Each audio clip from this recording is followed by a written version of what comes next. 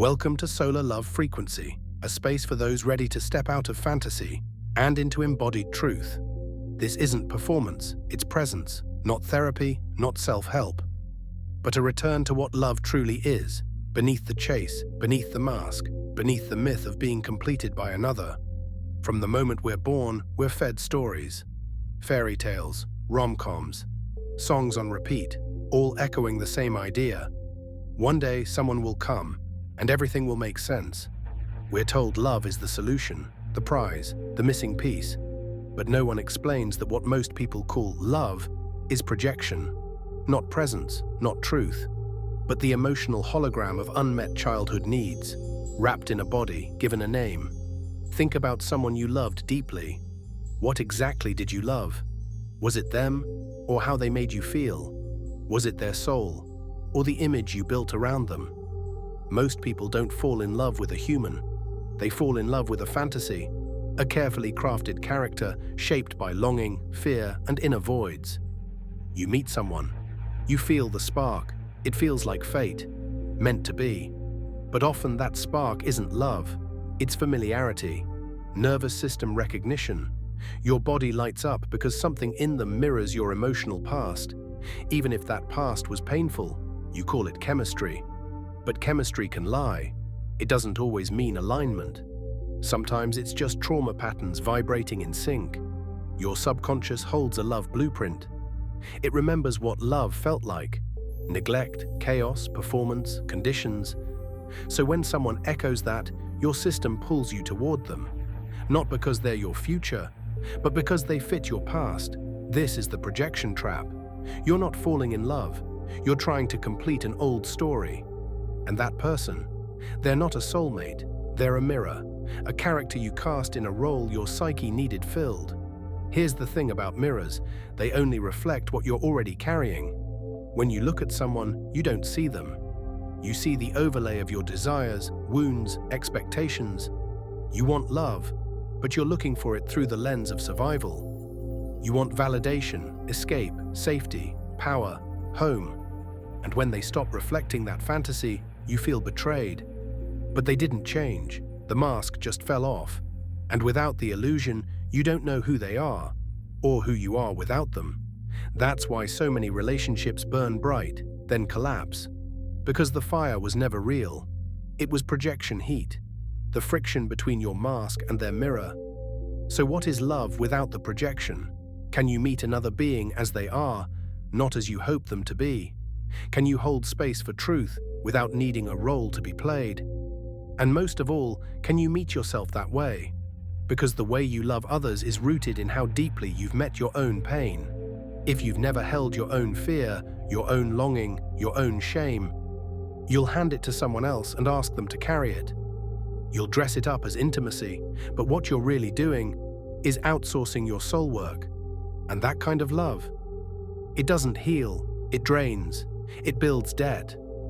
And that debt always comes due. Solar love is not fantasy, it's feeling. Not the high, not the chemical rush, but the steady presence that doesn't need to perform. It doesn't chase, it doesn't beg. It chooses itself, and by doing so, becomes magnetic. It creates coherence, and coherence doesn't attract chaos. Because the chaos isn't out there. It's inside, waiting to be seen, held, and alchemized. This is only the beginning. Next, we go deeper into projection, how it shapes who you choose, how you show up, and how to break the loop once and for all. Let the illusion crack, because on the other side of fantasy is freedom. Let's keep going. We've named the fantasy. Now let's look at the source behind it, the one quietly running the show, your projector. Projection isn't some spiritual theory, it's a survival mechanism. Your psyche's way of avoiding what it hasn't integrated. It takes what's too intense to face, grief, fear, unmet needs, and places it out there, on them, on him, on her. It's not personal, it's not evil, it's automatic. And until you become aware of it, you'll keep mistaking your own reflection for someone else's truth. Here's how it plays out.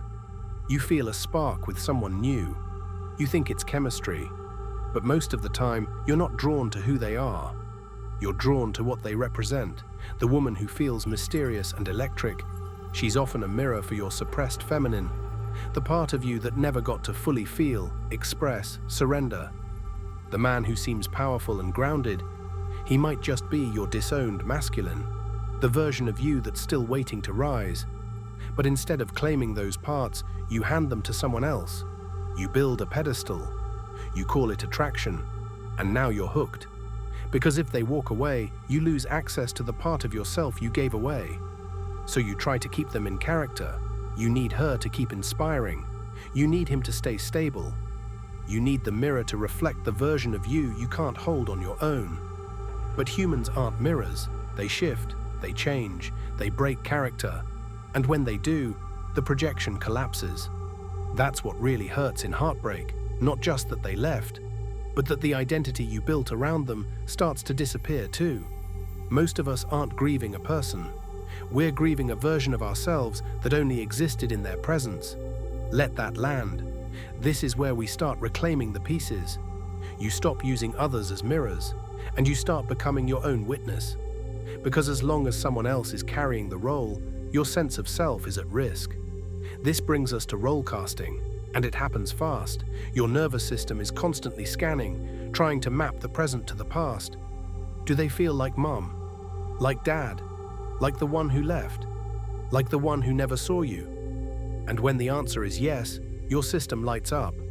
This is my chance, it says, my chance to complete the story. But that's not love, that's reenactment. That's unresolved trauma trying to write a new ending with the same script. Every time you cast someone in a role, you strip both of you of real choice. You're not seeing them, you're seeing your past in a different costume. And when they stop playing the part, you feel like you're disappearing too, because your identity was built on how they reflected you. This is how love becomes control. You don't mean to manipulate, but fear makes you cling. Push, correct, shape. You need them to say the right thing, to act the right way, to hold the fantasy together, because if they don't, you're forced to feel what's underneath. The silence, the grief, the shame, the longing. But that's the real entry point. The moment you stop handing those feelings to someone else and learn how to hold them inside, that's where you stop chasing mirrors and start creating real connection. No scripts, no rescues, no unconscious roles. Just presence, just choice, just truth. That's the core of solar love. It's not about someone completing you, it's about someone meeting you, as you are. Not as the role you once played, and when you drop the roles, the chaos drops too. Because most of the chaos was coming from trying to make someone fit your past. In the next part, we'll talk about identity, masks, and how we perform love based on old stories. This is where we get honest about the animus and anima, and how distorted inner archetypes are shaping who we attract, how we love, and who we become in the process. You're doing the real work now. Let's go deeper. If you've ever said, they didn't see the real me, ask yourself this. Did you ever show them? Or did you show them the version you believed would be loved? This is the mask, not fake, not a lie, but a fragment. A piece of you that got praise, approval, validation. So you kept it, and made it the face you wear in love. For men, it often looks like strength, control, silence. For women, it might be sweetness, mystery, beauty, spirituality. But underneath the polished roles, something real is hiding, something unclaimed. The boy who learned vulnerability equals pain grows into a man who hides his heart and calls it masculinity. The girl who was punished for being too loud becomes the woman who shrinks her truth and calls it love. We perform these roles to survive, to connect, to be wanted. But the longer you wear the mask, the harder it becomes to take off. Because now, your worth is tied to it. Your identity is fused with performance. And here's the cost. People fall in love with your mask, not your essence. So even when someone holds you, you still feel alone. It's like receiving applause for a role you don't want to play anymore. You smile. But inside, you're tired. And here's the twist. The more you're praised for the mask, the more invisible your real self becomes. Even to you, this isn't just a personal wound, it's collective. And it's deeply wired through masculine and feminine distortions. Let's talk about the animus. In Jungian language, the animus is the masculine energy within the woman. It influences how she relates to men and how she leads, speaks, directs, protects herself. If the animus is uninitiated, meaning undeveloped, rejected, or wounded, it doesn't vanish. It projects.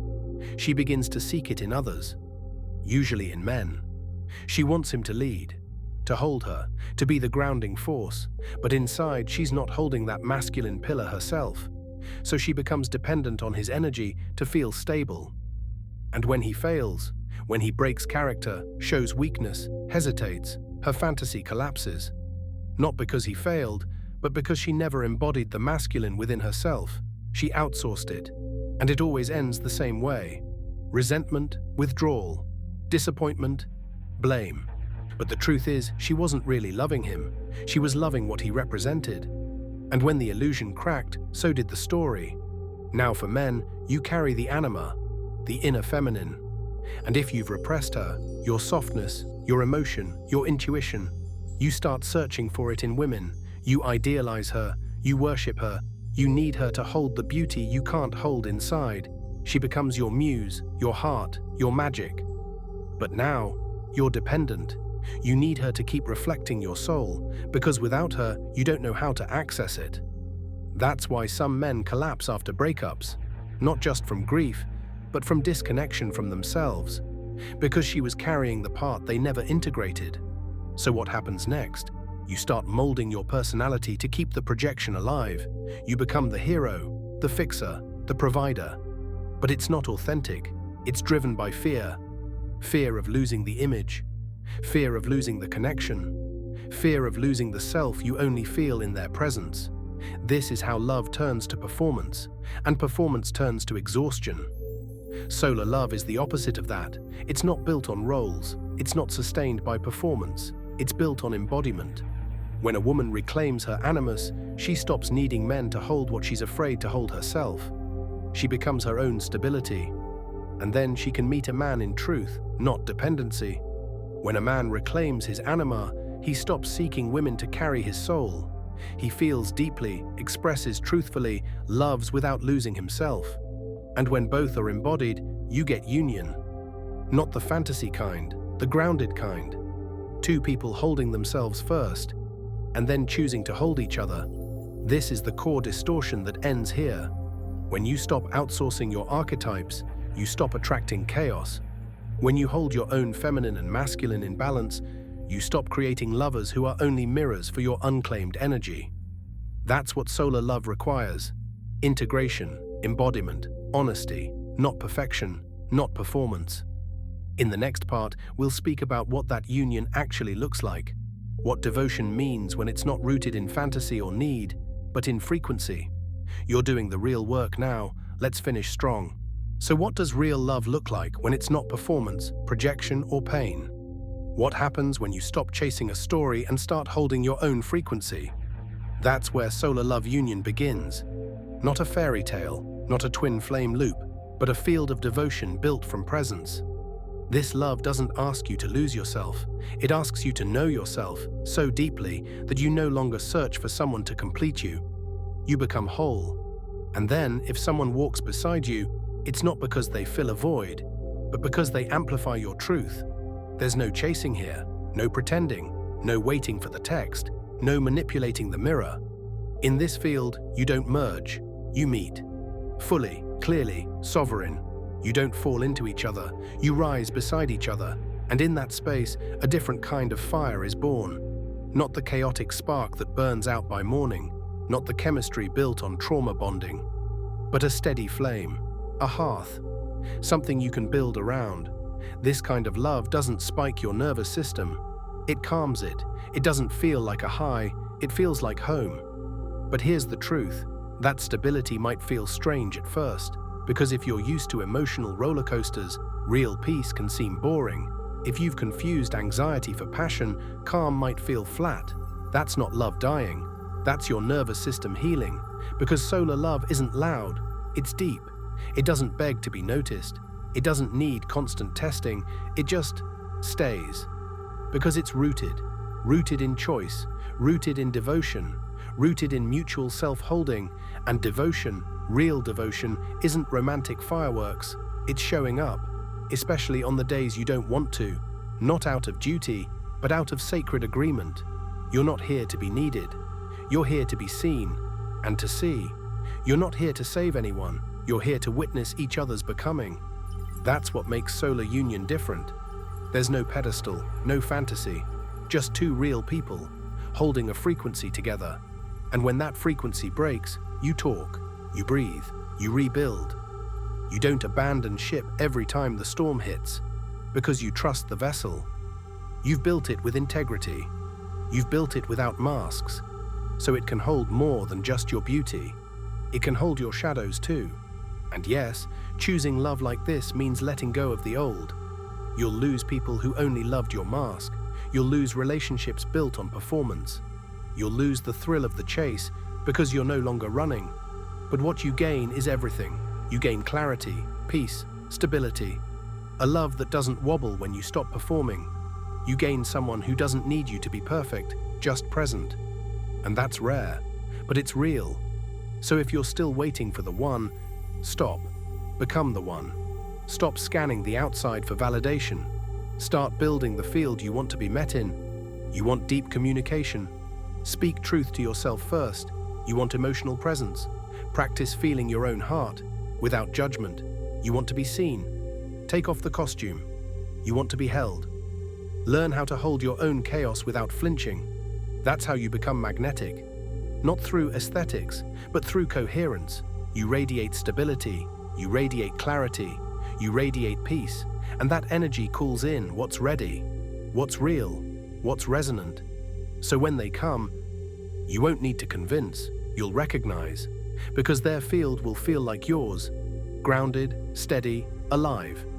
Solar love frequency isn't a fantasy, it's a choice, and it starts inside you. It starts when you say, I'm no longer available for love that costs me my wholeness. It starts when you stop romanticizing the chase and start honoring the quiet, the consistency, the yes that lasts beyond the moment.